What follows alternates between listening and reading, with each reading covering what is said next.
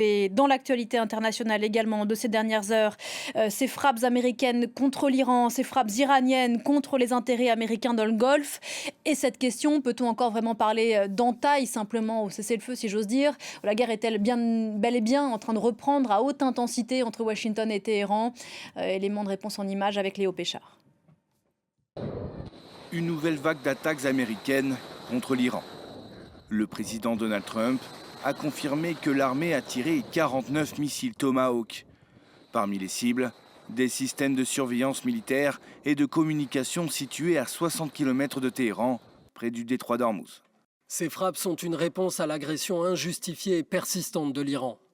La réaction de la République islamique ne s'est pas fait attendre.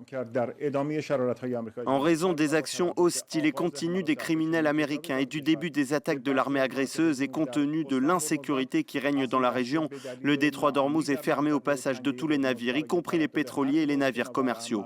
Tout transit par le détroit sera ciblé. Par ailleurs, les gardiens de la Révolution ont annoncé avoir lancé des contre-attaques contre des bases du Bahreïn, du Koweït et de la Jordanie qui abritent des troupes américaines. C'est la troisième fois cette semaine que des frappes croisées mettent à rude épreuve le cessez-le-feu entré en vigueur le 8 avril. Dans le cadre de négociations menées sous l'égide du Qatar et du Pakistan, les États-Unis cherchent à obtenir la réouverture du détroit d'Ormuz et l'ouverture de négociations sur le programme nucléaire iranien. L'Iran exige notamment la levée des sanctions et la fin des combats au Liban.